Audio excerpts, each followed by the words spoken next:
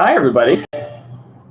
Hopefully everybody can hear me. My name is Steve Ryan. I am from Arizona State University. I'm a web developer here and new to the Fulton Schools of Engineering. Only been on the job for maybe about 6 months or so. So done WordPress in various different small projects. This is like really my first full-scale experience doing WordPress in a bigger kind of institution, and I'm already swimming upstream and learning as fast as I possibly can go. So I'm also happy to be talking to you guys today. This will be the first time that I've actually gotten the courage to speak on WordPress to a bunch of different people. So hopefully you guys will bear with me and learn a couple things along the way. I've been kind of monitoring the chat in our room a little bit and kind of got an idea of some things to talk about. And I think I cover a lot of that in the presentation that we'll talk through today.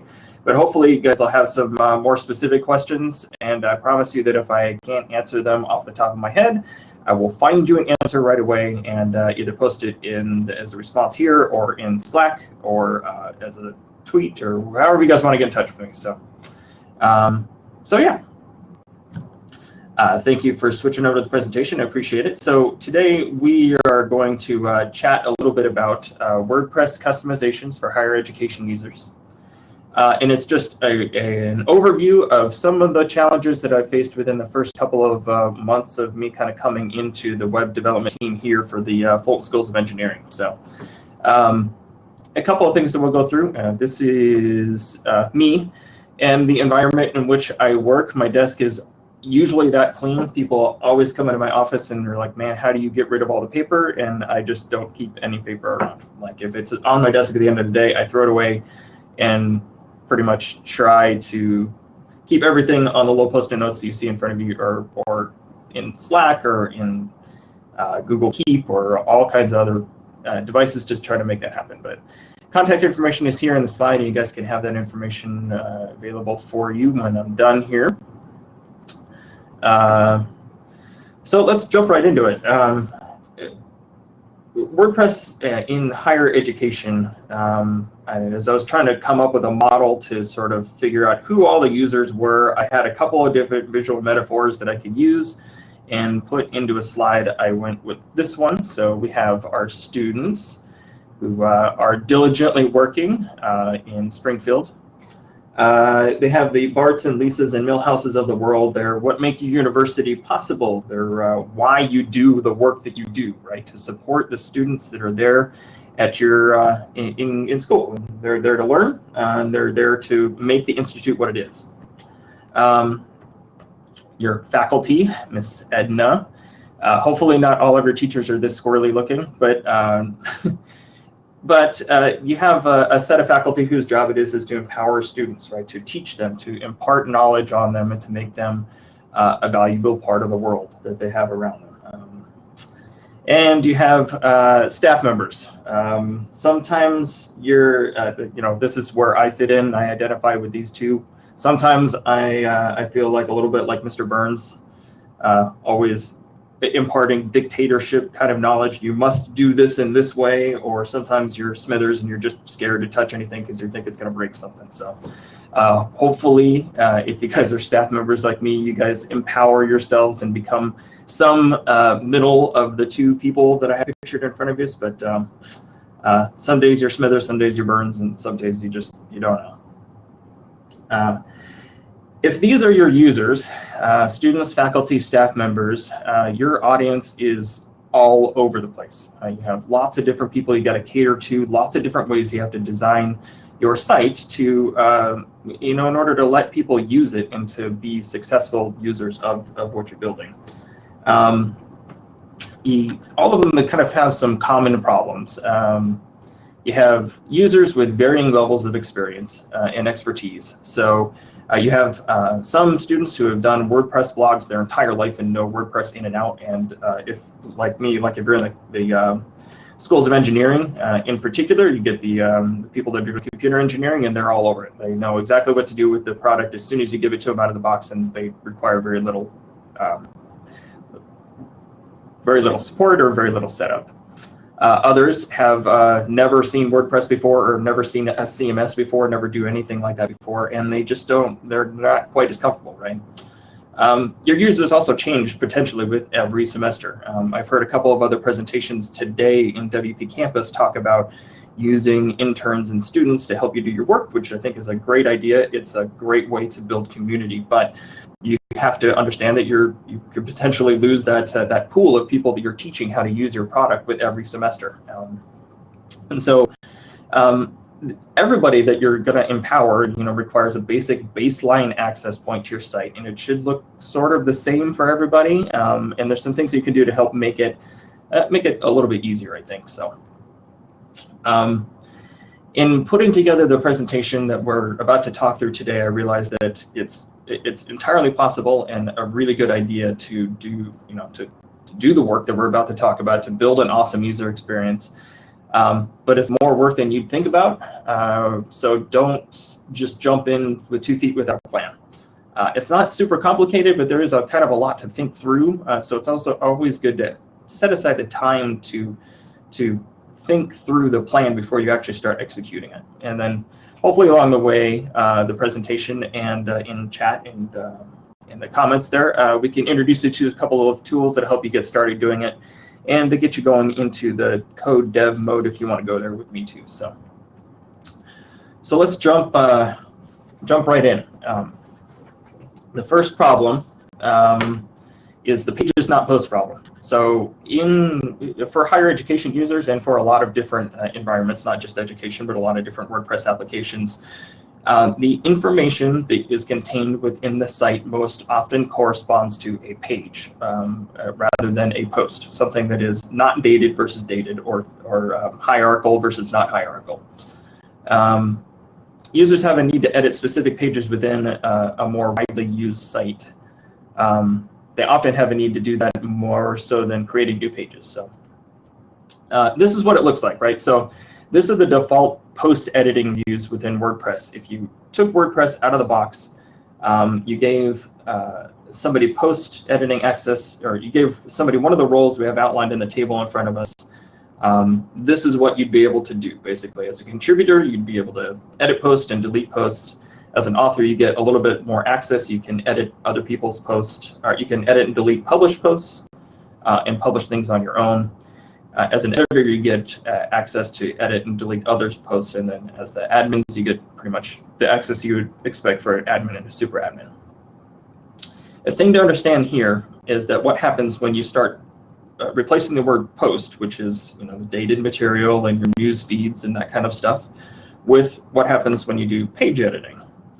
In page editing, you'll see a very huge gap right there between the author, the out-of-the-box author and contributor roles. Basically, in order to do any kind of page editing, if you're using stuff out of the box, you have to be an editor or higher in order to do anything. But then as an editor, you basically have access to do everything that admin or super admin would in your site, and that's not usually what you want. So a couple ways to deal with that particular problem, and there's lots of different ways, but one of the things that you could do was define a few new user roles for references to pages, and model them after the references to posts. So you're going to build the same thing for pages that you would for posts. You're just going to do it with a couple of new user roles, which we'll learn how to make here in just a little while. So the idea would be, first of all, to eliminate all references from pages from the default editor role and keep it around as a post editor kind of a role, and then learn how to create 3 new roles that just talk about how to do things with your pages versus with your posts. And you'll see that the roles that I have outlined in the slide here are just one way of many to do it, but those are the capacities and the capabilities that you need to think about defining as you build your role there.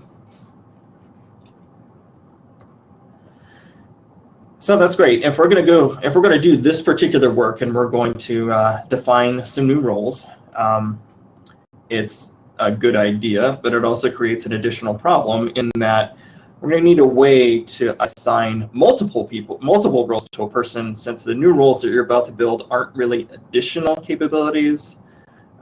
they're not incremental. So out of the box WordPress, you start as a subscriber and you gain access as you kind of progress up all the way through the editor and admin roles. If you go down this road of building new roles with new capabilities, you also need to add the ability to have people in more than one role. Easy to overcome with a couple of different things, couple of different tools in your disposal. So this is how you could do it, a couple different ways. So you could use plugins, which are the WordPress standard way to do it. User role editor or members are the easiest things to pick up and use. It will not take the average sort of admin person more than, I would say, about an hour to do things with these particular plugins.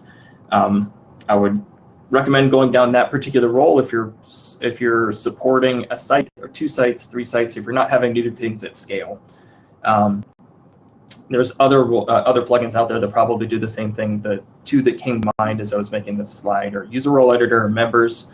I don't really have a preference over the one or the other. And maybe you guys do. If you guys do have a preference, go ahead and put it in the chat or ask a question about it, and I think that we can probably have that discussion. But if you're not going to go down the road of using a plugin exclusively to help sort of define what those roles, there's a little better, harder way to do it. I'll put the question mark on there because it's a different road. So you have to first of all overcome that first challenge we talked about, where you're enabling multiple roles per user in the admin, and then you have to learn how to define those roles in the code. So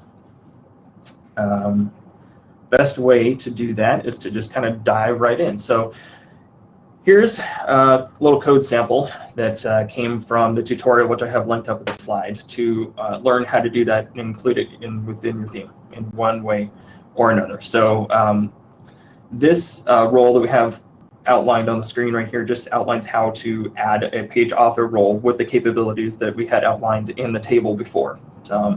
This would add a new role to your theme, and you can include it right within functions.php if you're doing theme development, or maybe better, especially if you're doing it at scale, is to build a plugin and then keep it independent of the theme, so you can choose. So you can keep the same roles across multiple themes or not have to change it when you change your theme. So tackling the multiple roles per user, again, you have a couple of options. You can, there's lots of different code out there that actually does this for you. The link that I've included here, the multiple roles per user, is something that you can find in GitHub, and you can either include it within the code that you're about to build for your plugin, or just include the plugin itself in your WordPress distribution, and it turns on the capability for you, and allows you to basically check off the different roles that you want. So a couple things to remember with custom post types in general.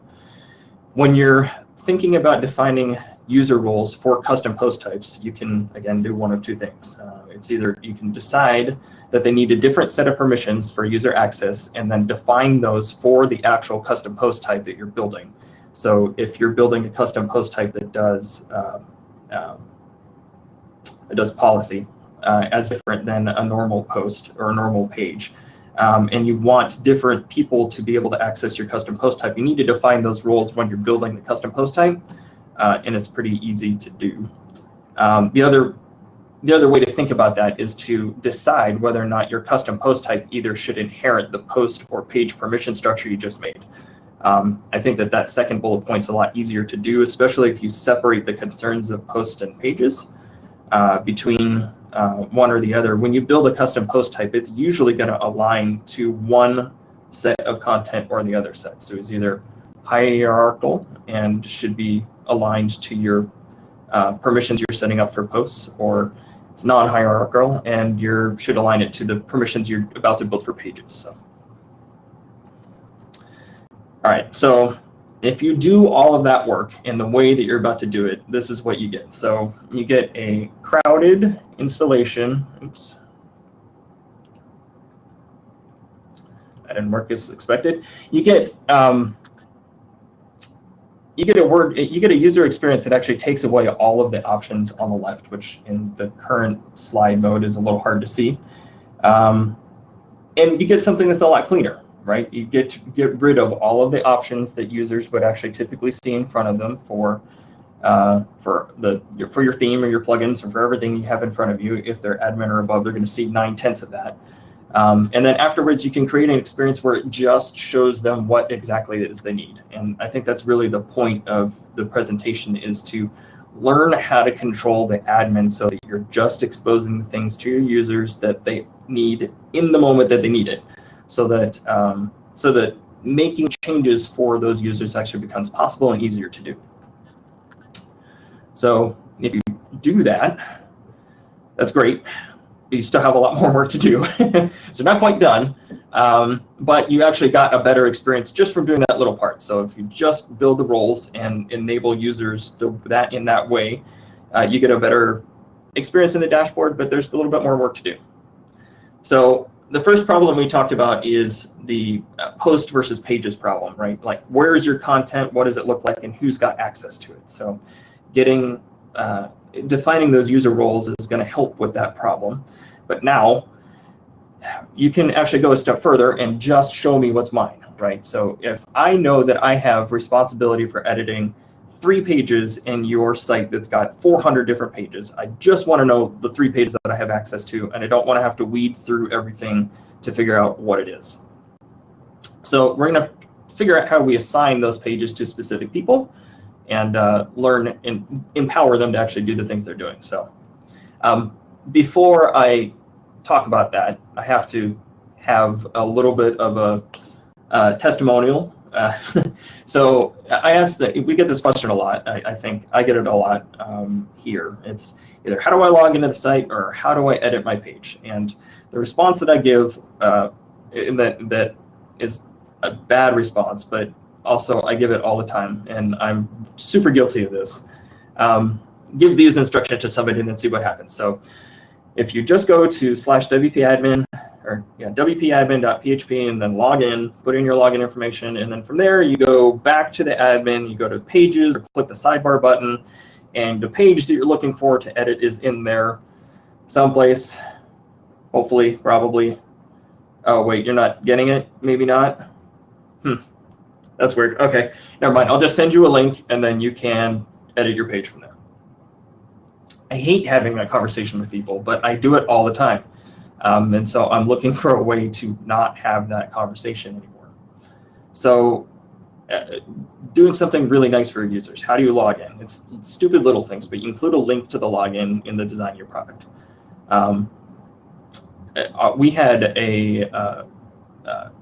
a whole discussion about where that link should be and why it should live where it's supposed to live and what's good for SEO and what's not good for SEO, whether or not that link is going to get hacked or whatever.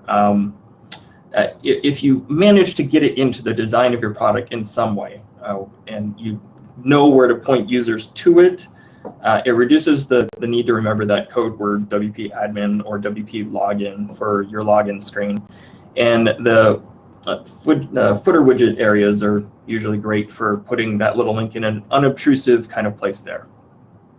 And for those that have questions about security, so if you expose that link on the front of your page, right? If you have it in the footer, potentially a bot could hit it a couple dozen times and try to log into the site. You can actually completely rename WP login to some other thing, which is security by obscurity, but it totally it would work and actually help out, I think, and help shape the discussion, I think, a little bit. Plugin rename WP login is useful for that. You can just rename the entire page or the entire function to something else, and it redirects normally. It's a good way to go and a good way to kind of dodge the security concern for exposing the login screen to somebody else. And then the second question to that is, okay, so now that I know where to log into the site, I go click the button, right?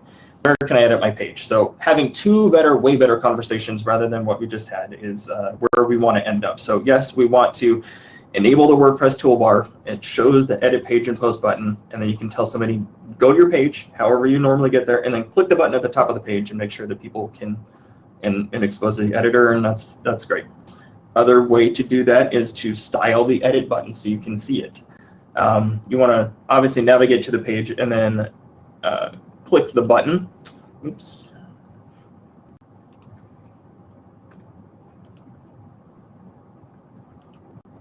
I'm going to navigate to the page and then click the button.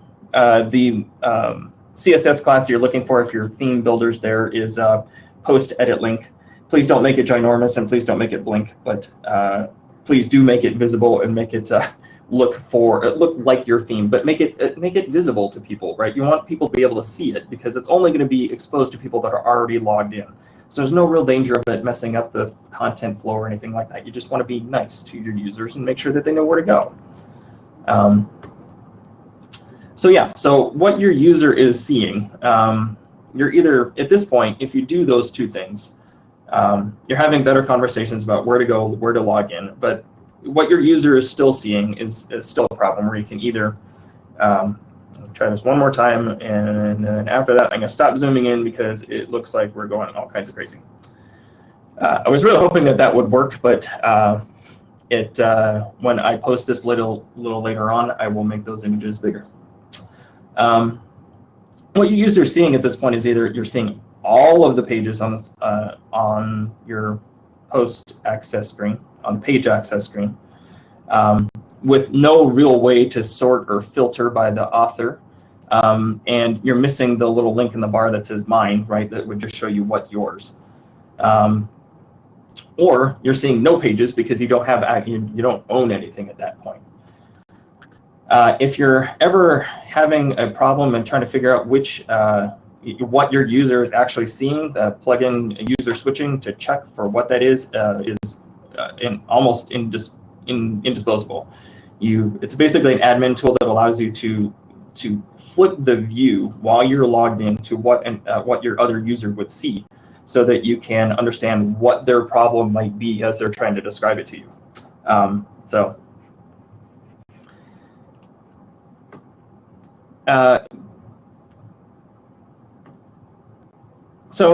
in order to actually make sure that your users are actually seeing what they're supposed to see, you have to assign them to a page or a post. And you wouldn't normally think that that's possible, right? So pages have authors by default.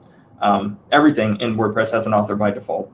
They're just not displayed in a normal WordPress page template. So you wouldn't necessarily associate an author with a particular page because the author isn't usually listed in the template when you're actually looking at it. So you can still assign a page authorship either in the post editor or in the admin area, and it's super easy to do. But once you assign page authorship to a particular person, it becomes possible for them to see only the things that they need to see, and that's really where we want to drive to, right? So you can use the bulk edit function to add a user to a page or a post. If you're doing it in multiple different places, this is the best way to do it. This is the page editing screen. You just click edit in the drop-down area and bulk edit a bunch of different pages, assign the author, and hit update, and you're there. In about 10 seconds, you'll have the authors assigned that you need to, and you can make all of those changes and assign ownership to particular pages as you need to. The other way to do it is in the individual edit page screen, you can enable the author meta box, which is a lot of times hidden by default based on the theme or what you've done. So you see, if you don't happen to see that meta box actually in your page template there, you just need to make sure that you either tell your users to reveal the screen options, click on author, and then they can set it or do it for them. Better option. We'll talk about a little bit better option here in just another second. So if you have a need to actually assign multiple authors per page, it's possible to do it with code, but there's the Stay Classy WordPress option. Again, it's another plugin, but I love this plugin again. The Co-Authors Plus plugin has been around for a good long time. It's really, really nice to use. It's something that, again, makes your life a whole lot easier because you can just drag an author up to the post author's setting and set it there, and there's a whole bunch of different things that plugin does for you aside from just enable multiple authors, but that's pretty nice.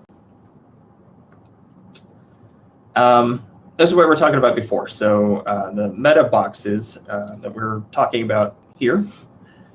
If you do not want to have your authors go crawling through screen options every time they want to assign a new author or a co-author to a page, or you want to just make that a little bit easier, you can actually set the default meta boxes for your authors in a plugin or in the theme, depending on where you want to go it. So the way that you do that is you filter by the default hidden meta box, use that function, or use that filter to actually set the initial post or page screen the way that you want to. Works exactly the same for custom post types too. Just substitute your custom post type name for the word page on that screen. And then here in the little code snippet, I've included all of the default meta boxes in the comment before, but the ones that I would normally hide are just post the trackbacks div, the slug div, and the custom fields div. And leave all the rest of them on because they're useful for different people to do different things. So I would I typically leave most of that stuff on. And then it's also possible to wrap this in a conditional for a specific user role. So if you want a specific user, the ones you've just built, to inherit this particular default meta boxes, you just wrap this code in conditional for the user role. So do this for this. Another bonus and another good way to score points with your users is to add some admin columns to the end user so that they see kind of what's going on. Post excerpt, featured image. You can also enable sorting for the columns using this particular plugin, which is admin columns. To build it yourself way, you can actually do that in code. I've done it a couple of times, but it's just messy and it's just a lot easier to use a plugin. Links to all the plugins will be available in the presentation there, and I will make sure that our audio is back on. Looks like we're good to go. I'll keep going. If I drop out for other people, just let me know. So okay, so assuming you've done all of that work, right? You've gone through and actually assigned page authorship and page ownership to a specific set of people. They finally have the ability to actually see the stuff that they need to see, and only the stuff that they need to see. But you're not quite done. And I'd love to say that you're done at that point, but there's more to do. So there's one more problem to sort of overcome when you're talking about shaping a user experience with different users. And it's not really a mechanical problem, it's the be human part of the equation. And as a developer, it's really easy to just focus on the stuff that you need to do technically to actually make all of this happen. And I hope that in the last couple of minutes here, we get a chance to talk about the being human part, which is the real part about why we are developers and why we do what we do, right? So the we're only human problem starts with we live and breathe WordPress, and I'm talking to specifically developers and people that are system admins and that kind of audience out there now. We live and we breathe WordPress. I think if you're here and you're listening to me right now, we think that that's hopefully true. We know core releases carry the names of jazz musicians. We know that we believe wholeheartedly that code is poetry, and that you go to that website every once in a while, which is awesome. We read WP Tavern, Post Status, or track.wordpress.org, and we either aspire to or are actively contributing to WordPress in some way, right? The only problem with that is that, remember these guys here? We started the presentation by sort of talking about the audience members. The audience members you're supporting may not share your passion for WordPress the same way that you do. And it's important to sort of remember that and carry it with you. So this is what making an edit in real life means to one of your users. Your users are always going to be juggling other work that you have to do with the fact that they have to edit your website. And that other work entails meetings or teaching or grading, policies, scheduling, recruiting, counseling, event planning. I could have put 400 other bullet points on this slide, but I think it's clear that as you're telling people how to make an edit, you also have to realize that the thing that you're telling them to do is complicated because they don't do it every day. and that they're not in there living the WordPress life like you are. So, so as you're having those conversations with people, it's important to be human, and it's important to really understand how to make it easier, right? So doing some of the work that we talked about up until this point goes a long, long way. Build good user roles, make sure that people understand what they are, make sure that it's really easy to turn it on and off and to enable people to use it, and then prioritize the work and trust that it is good work to do. And then ask, can we make your experience even better? I think that it's entirely possible to do even better things than what we just talked about. From a human perspective, be the solution, right? So you are the best resource on your team. So you can do really, really simple things to actually make to make an end user's experience better, is to just be visible and make sure that they understand. Like, it's really, really easy to just put somebody off an email and give them a set of instructions and tell them, okay, go have fun. But you really have to connect with other people and value the work that they do and understand why they need to make editing your site a part of their workflow. Keep office hours, but keep an open door, right? So if somebody wanders in and asks you a question, don't get all huffy. Just answer the question and be there for people. And then do the work, right? So you can do the work for somebody when it's needed and when it's needed immediately or right away, but always think about being teaching. Like, learning how to teach somebody about WordPress is actually a more valuable skill than I think actually learning how to be a developer in it, either using plugins or writing code or that kind of thing. So think, be teaching as you're making these conversations and making that happen, right? Something that my boss talks about here a lot, and I think that she'll be glad that this slide is in here if she's listening, is the 10-minute rule. That's the rule that we've tried to take to heart as we're having these conversations with our end users, is that with moderate documentation and the right access, users should be able to understand how to complete most content updates in 10 minutes or less. If they don't know how to do it in 10 minutes or less, they should know how to find you and know how to get help, right? You can make sure that you're building an unbreakable site. And I put unbreakable in quotes because it's always possible to do something that's going to take your site down. But the premise is that that most end users aren't going to be able to do something to your site that is going to break it permanently and do something that's going to not be super helpful, right? So from an environment standpoint, you can provide development or sandbox spaces for people to go and play in and learn how to use the program without having to monkey with live content and feel comfortable doing the things you're doing. And then as a developer, as an admin person, be 100% okay with restoring from a backup if you need to, and if it's possible to do so. It depends on the infrastructure and the way that you've deployed your sites, but if you can, be okay with doing it, and also, goes without saying, to back up frequently. It's useful when your users trust you enough to say, hey, I'm going to do something kind of complicated. Can you make me a backup point like right now?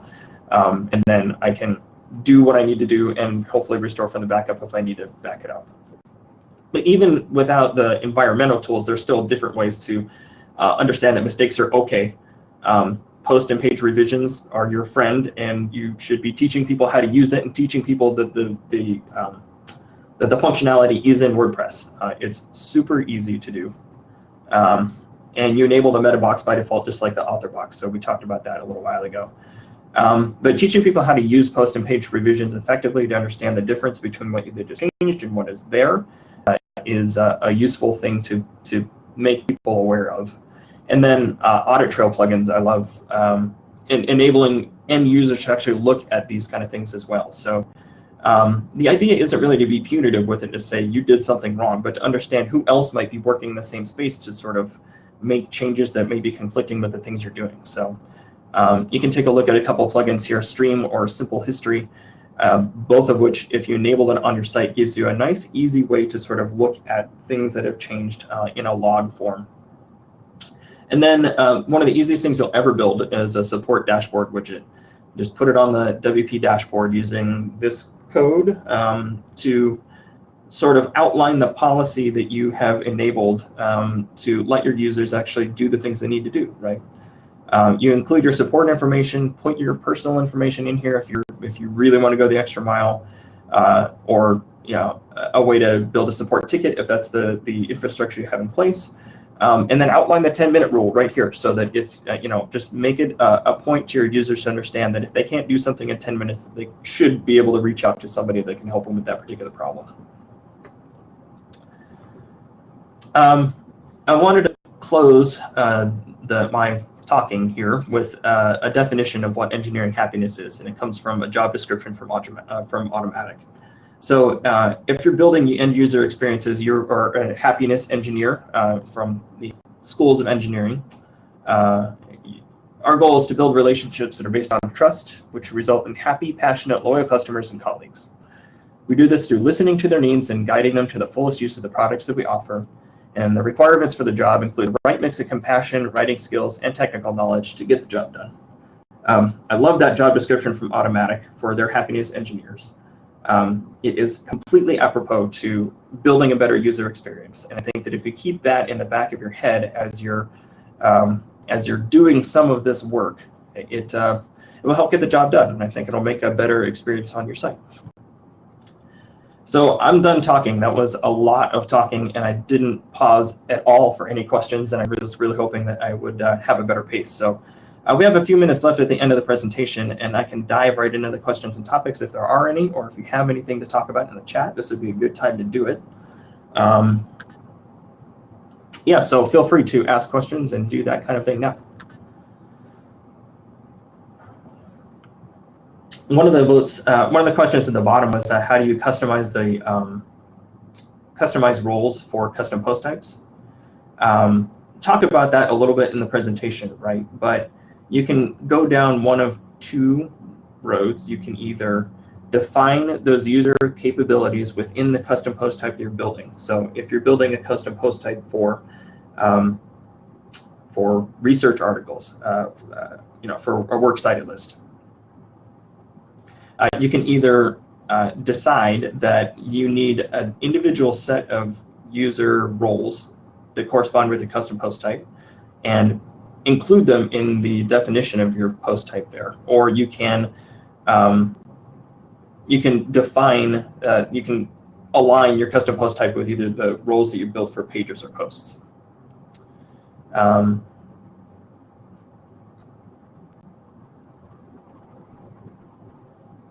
Another comment at the bottom would be that I'm looking at here is we wanted to build a global role similar to that of a super admin, but with permissions more similar to editor, so a global editor role.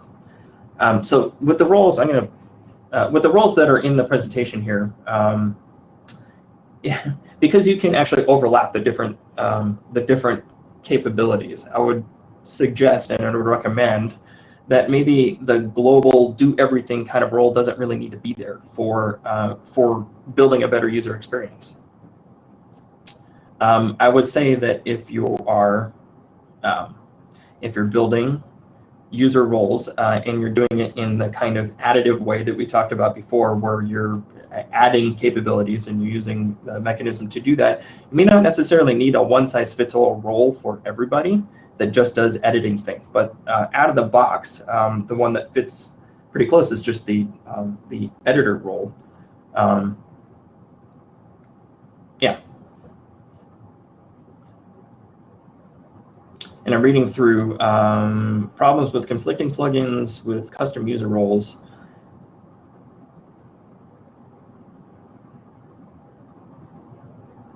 So it looks like maybe a conflict between Edit Flow, which is a really good plugin to actually build, again, create a better user experience for people that are doing lots of scheduled posts and that kind of thing, and user role editor. So there may be a conflict there. If there is a conflict there, we should explore it. And then if user role editor isn't working, you either build your own, which I think would conflict a little bit less than the Edit Flow plugin, or you can use members, which is the other alternative to that. So I don't see any other questions in the chat or in the sidebar here. But again, this is meant to be an overview, not really a super in-depth look at how to do any of this, but I'm happy to serve as a resource for anybody that wants to take on this particular work, either enabling plugins and learning how to make them all work together, or by actually diving into the code and making your own plugins to actually do some of this work on your own and owning the process yourself. So yeah, if you want to if you have any other questions, feel free to get me in Slack or on Twitter.